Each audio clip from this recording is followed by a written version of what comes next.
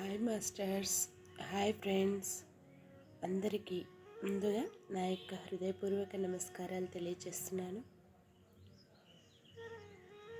స్వాధ్యాయం బుక్ రీడింగ్లో భాగంగా సాయి సచ్చరిత్ర నుంచి జ్ఞానాన్ని తీసుకుంటున్నాం కదా. సో మరి ఈరోజు మరింత జ్ఞానాన్ని తీసుకునే ముందు చక్కగా అందరూ స్థిరమైన సుఖ ఆసనములో కూర్చోండి. ధ్యానానికి సిద్ధం అవ్వవలసిందిగా అందరినీ కోరుకుంటున్నాను. ధ్యానంలో ఉంటూ జ్ఞానాన్ని తీసుకోవాలని మనస్ఫూర్తిగా ఆశిస్తున్నాను. చక్కగా ఉన్న చోటనే స్థిరమైన సుఖ ఆసనములో కూర్చోండి. వేళ్ళల్లోకి వేళ్ళు పెట్టుకోండి. మీ రెండు కాళ్ళను కూడా క్రాస్ చేసుకొని చక్కగా కళ్ళు రెండు కూడా క్లోజ్ చేసుకోండి.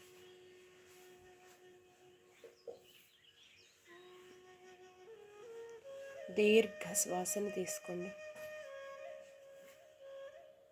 నిదానంగా శ్వాసని బయటికి వదిలివేయండి. మరొక్కసారి దీర్ఘ శ్వాసను తీసుకోండి.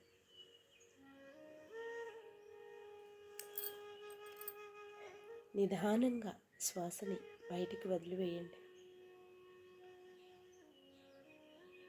ఇంకొకసారి దీర్ఘ శ్వాసను తీసుకోండి. నిదానంగా శ్వాసని బయటికి వదిలివేయండి.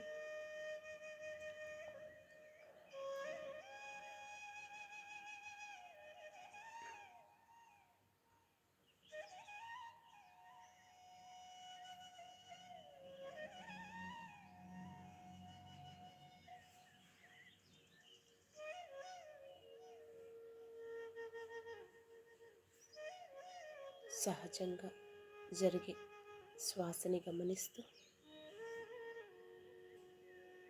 శ్వాసతో అనుసంధానం అవుతూ అంతరంగంలోనికి ప్రయాణించండి. My dear masters and my dear friends.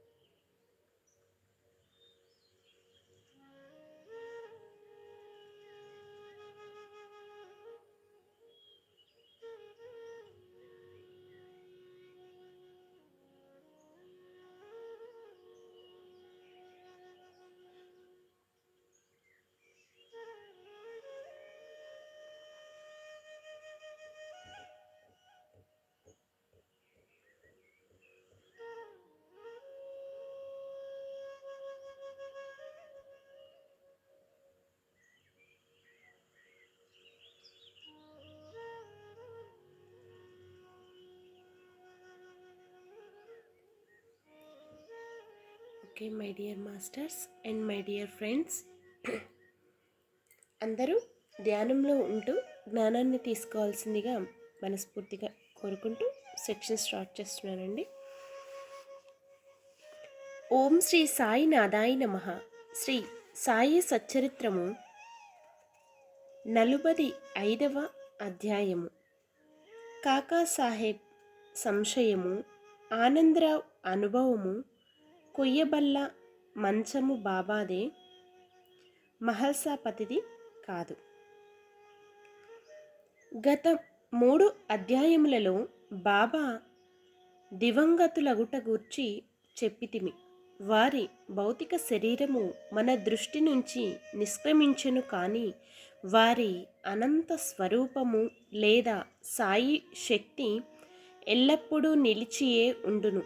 ఇప్పటి వరకు వారి జీవిత కాలంలో జరిగిన లీలలను చెప్పితిమి.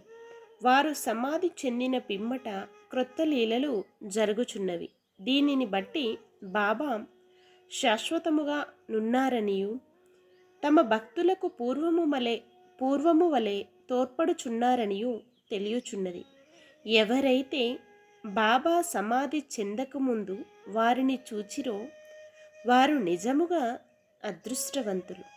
అట్టి వారిలో నెవరైనా ప్రపంచ సుఖముల యందు వస్తువుల యందు మమకారము కొననిచో వారి మనస్సులు భగవత్ తర్పము కానిచో అది వారి దురదృష్టమని చెప్పవచ్చును. అప్పుడే కాదు, ఇప్పుడు కూడా కావలసినది బాబా యందు హృదయపూర్వకమైన భక్తి. మన బుద్ధి, ఇంద్రియములు, మనస్సు బాబా సేవలో ఐక్యము కావలెను. కొన్నింటిని మాత్రమే సేవలో లయము చేసి తక్కిన వానిని వేరే సంచరించునట్లు చేసినచో ప్రయోజనము లేదు. పూజ కానీ ధ్యానము కానీ చేయ పూనుకొననిచో దానిని మనఃపూర్వకముగాను ఆత్మ శుద్ధితోడను చెయ్యవలెను. పతివ్రతకు తన భర్త యందు గల ప్రేమను భక్తుడు గురువునందు చూపవలసిన ప్రేమతో పోల్చెదరు. అయినప్పటికీ మొదటిది రెండవ దానితో పోల్చుటకే వీలు లేదు. జీవిత పరమావాదిని పొందుటకు తండ్రి కానీ, తల్లి కానీ, సోదరుడు కానీ, ఇంకా తదితర బంధువులెవ్వరూ కానీ తోడ్పడరు. ఆత్మ సాక్షాత్కారమునకు దారిని మనమే వెతుక్కొని ప్రయాణమును సాగించవలెను. నిత్యములకు భేదమును తెలుసుకొని ఇహలోక పరలోకములలోని విషయ సుఖములను త్యజించి మన బుద్ధిని, మనస్సును స్వాధీనమందు ఉంచుకొని మోక్షమునకై కాంక్షించవలెను. ఇతరులపై నాధారపడుట కంటే మన స్వశక్తి యందు మనకు పూర్తి నమ్మకము ఉండవలెను. ఎప్పుడైతే మనము నిత్యములకు గల భేదములను పాటించదమో, ప్రపంచం అబద్ధమని తెలుసుకొనదమో, దానివలన ప్రపంచ విషయముల యందు మోహము తగ్గి మనకు నిర్వ్యామోహము కలుగును. క్రమముగా గురువే పరబ్రహ్మ స్వరూపమనియు కావున వారొక్కరే నిజమనియు గ్రహించెదము. వారు ఈ జగత్తును జయించిన వారును, ప్రపంచమునకతీతులను. అప్పుడు వారిని ప్రతి జీవరాశి యందు చూడగలిగి పూజించెదము. ఇదియే అద్వైత భజనము లేదా పూజ. ఎప్పుడైతే మనము బ్రహ్మమును లేదా గురువును హృదయపూర్వకముగా ధ్యానించెదమో మనము కూడా వారిలో ఐక్యమై ఆత్మ సాక్షాత్కారము పొందెదము. 1000 ఏళ్ల గురునామమును జపించుట వలనను వారి స్వరూపమునే మనమున నుంచుకొని ధ్యానించుట చేతను వారిని సర్వజంతుకోటి యందు చూచుటకు అవకాశము కలుగును. మనకది శాశ్వత ఆనందమును కలగచేయును. ఈ దిగువ కథ దీనిని విశదీకరించును. కాకాసాహెబ్ సంశయము, ఆనందరావు అనుభవము. కాకాసాహెబ్ దీక్షిత్ను ప్రతిరోజు శ్రీ ఏకనాథుడు వ్రాసిన గ్రంథములను అనగా భాగవతమును భావార్థ రామాయణమును చదువుటకు బాబా ఆదేశించెను. బాబా సమాధికి పూర్వము కాకాసాహెబ్ దీక్షిత్ ఈ గ్రంథములను చదువుచుండెను. బాబా సమాధి చెందిన తరువాత కూడా అట్లే చేయుచుండేడివాడు. ఒకనాడు ఉదయము బొంబాయి చౌపాటీల్లోనున్న కాకా మహాజనీ ఇంటిలో కాకాసాహెబ్ దీక్షిత్ ఏకనాథ భాగవతము చదువుచుండెను. శ్యామ కాకా మహాజనీ కూడా నచ్చట నుండి శ్రద్ధతో భాగవతమును వినుచుండిరి. దీక్షిత్ ఏకాదశ స్కందములోని ద్వితీయ అధ్యాయమును చదువుచుండెను. అందు వృషభ కుటుంబములోని నవనాదుల లేదా సిద్ధులగు కవి, హరి, అంతరిక్ష, ప్రబుద్ధ, పిప్పళాయన, అవిర్హోత్ర, ద్రమిళ, చమన్ మరియు కరబాజన్లు భాగవత ధర్మ సూత్రములను జనక మహారాజుకు చెప్పుచుండిరి. జనకుడు నవనాథులను ముఖ్యమైన ప్రశ్నలు కొన్ని అడిగెను. వారొక్కొక్కరు సంతృప్తికరమైన సమాధానములు ఇచ్చిరి. అందులో మొదటి వాడగు కవి భాగవత ధర్మమును బోధించెను. హరిభక్తుని లక్షణములను, అంతరిక్షుడు మాయను దాటుటను, పిప్పలాయనుడు పరబ్రహ్మమును, అవిర్హోత్రుడు కర్మను, ద్రమిళుడు భగవంతుని అవతారములను, వారి లీలలను, చమన్ భక్తుడు కానివాడు చనిపోయిన పిమ్మట పొందు స్థితిని, కరభాజనుడు యుగ యుగములనందు భగవంతుని ఉపాసించు వేరువేరు విధములను సంతృప్తికరముగా బోధించిరి. వాని సారాంశమేమన కలియుగములో మోక్షము పొందుట ఒక్కటే మార్గము కలదు. అదే మన గురువుని లేదా వారి పాదార విందములను స్మరించుట. పారాయణ ముగించిన పిమ్మట కాకాసాహెబ్ నిరుత్సాహముతో శ్యామాతో నిట్లనెను. నవనాథులు భక్తి విశేషమే చెప్పినది ఎంత అద్భుతముగానున్నది, దానినాచరించుట ఎంత కష్టము. నవనాథులు పూర్ణ జ్ఞానులే కాని మన వంటి మూర్ఖులకు వారు వర్ణించిన భక్తిని పొందుటకు వీలగునా? అనేక జన్మలెత్తినను మనము దానిని సంపాదించలేము. అట్లయినా మనకు మోక్షము వచ్చుటెట్లు? కాబట్టి అట్టి దానిని మనమాశించరాదని తెలియచున్నది. కాకాసాహెబ్ నిరుత్సాహము, నిరాశలు శ్యామ ఇష్టపడలేదు. వెంటనే అతడు ఇట్లు అనెను: ఎవరైతే వారి అదృష్టవశముచే బాబా వంటి ఆభరణమును పొందిరో అట్టివారు నిరాశ చెంది ఏడ్చుట విచారకరమైన సంగతే. వారికి బాబాయందు నిశ్చలమైన విశ్వాసమే ఉన్నచో వారు నిరాశ చెందనేలా? నవనాథుల భక్తి బలమైనదై ఉండవచ్చును, కానీ మనది మాత్రము ప్రేమానురాగములతో నిండి ఉండలేదా?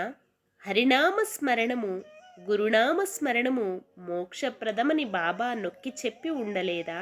అట్లయినచో భయమునకు గాని ఆందోళనకు గాని అవకాశమేది? శ్యామ చెప్పిన సమాధానముతో కాకాసాహెబ్ సంతుష్టి చెందలేదు.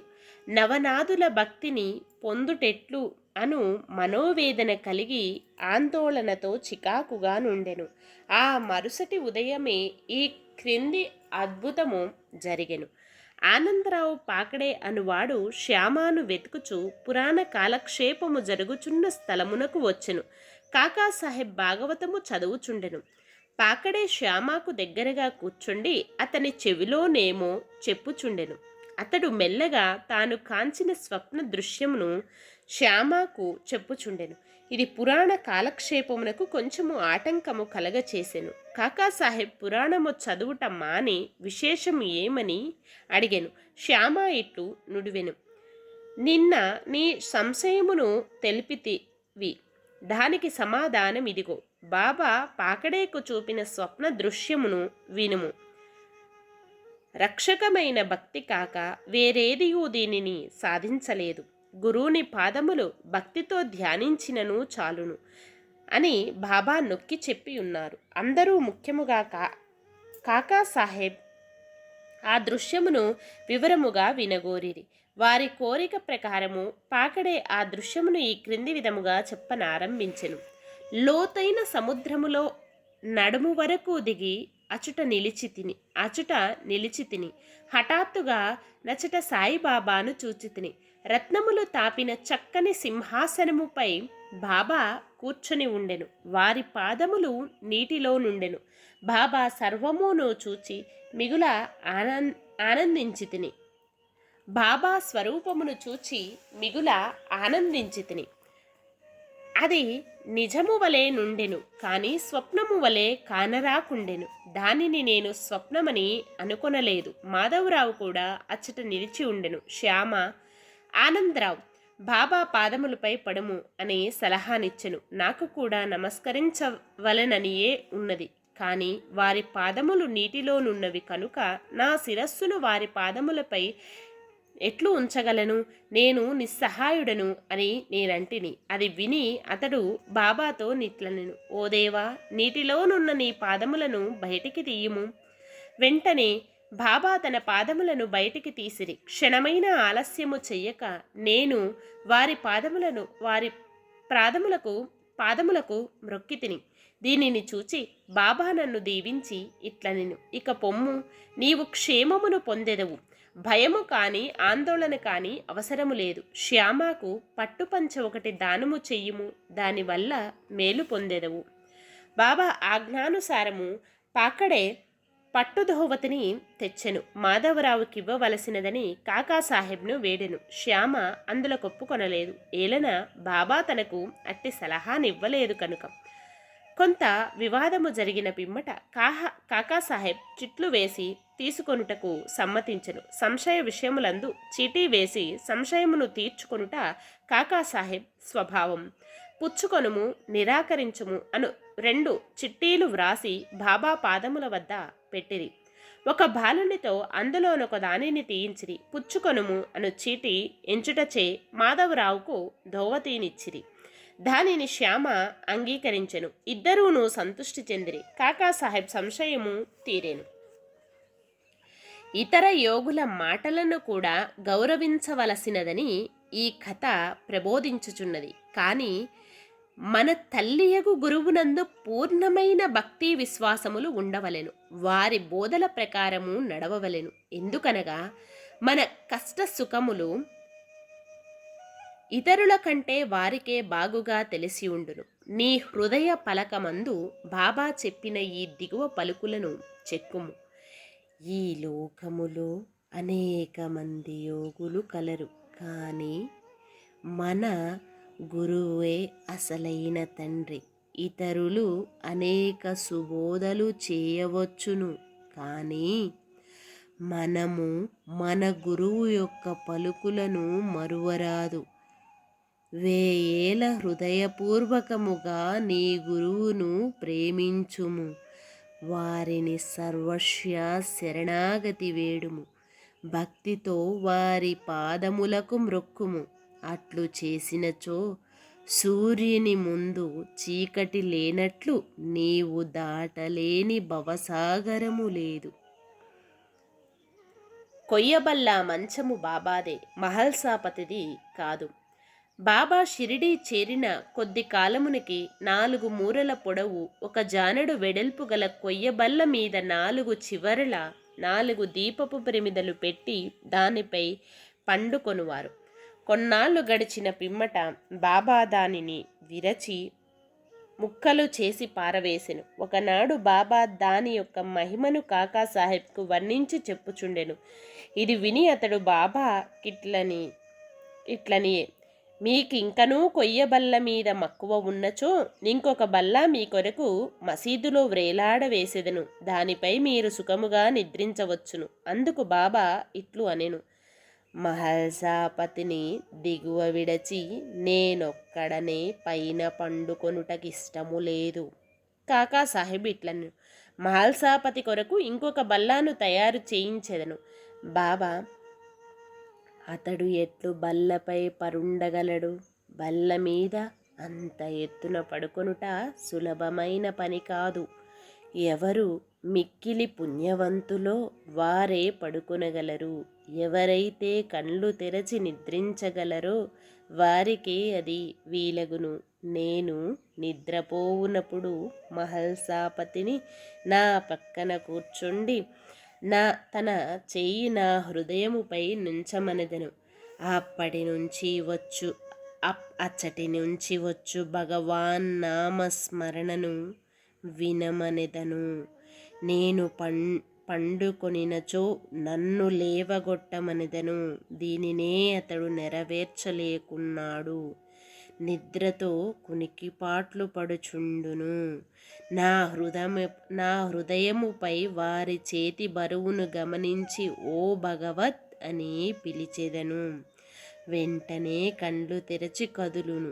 ఎవడైతే నేలపై చక్కగా నిద్రించలేడో, ఎవడు కదలకుండా ఉండలేడో, ఎవడు నిద్రకు సేవకుడో వాడు ఎత్తైన బల్ల మీద నెట్లు పండుకొనగలడు అనెను. అనేక పర్యాయములు బాబా తమ భక్తుల యందు ప్రేమచే ఇట్లనెను. మంచి కానీ చెడు కానీ ఏది మనదో అది మన దగ్గరనున్నది. ఏది ఇతరులదో అది ఇతరుల వద్దనున్నది. 45వ అధ్యాయము సంపూర్ణం. సద్గురు శ్రీ సాయినాథ్ అర్పణమస్తు. శుభం భవతు. ఓం శ్రీ సాయినాథాయ నమః. Okay my dear friends and my dear masters, ఇదండి ఈరోజు సెక్షన్. మరి చక్కగా సెక్షన్ని క్లోజ్ చేసుకునే ముందు చివరి క్షణం ధ్యానం కంటిన్యూ చేయండి.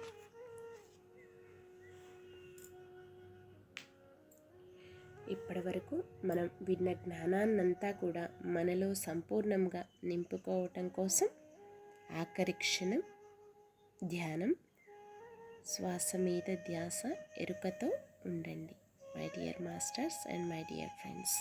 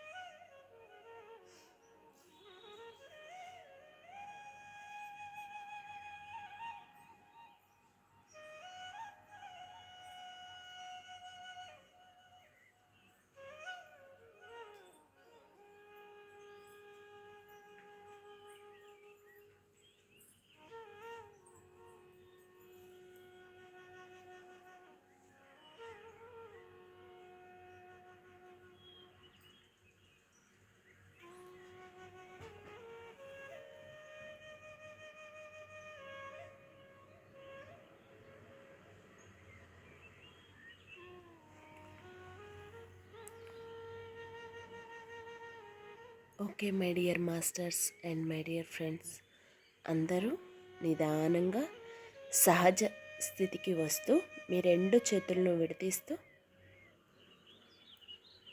మీ కంటి మీద పెట్టుకోండి. ధ్యానం కంటిన్యూ చేయాలనిపిస్తే చేయండి మాస్టర్స్. 5 4 3 2 1 0. మీ రెండు చేతులను మీ కంటికి ఎదురుగా పెట్టుకొని నిదానంగా కళ్ళను ఓపెన్ చేయండి.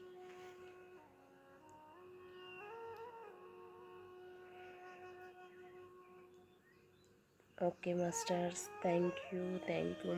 చక్కగా ఇంత అద్భుతమైన సెక్షన్ జరగటానికి సహకరించిన వారందరికీ కూడా నా యొక్క హృదయపూర్వక కృతజ్ఞతలు తెలియచేస్తున్నాను.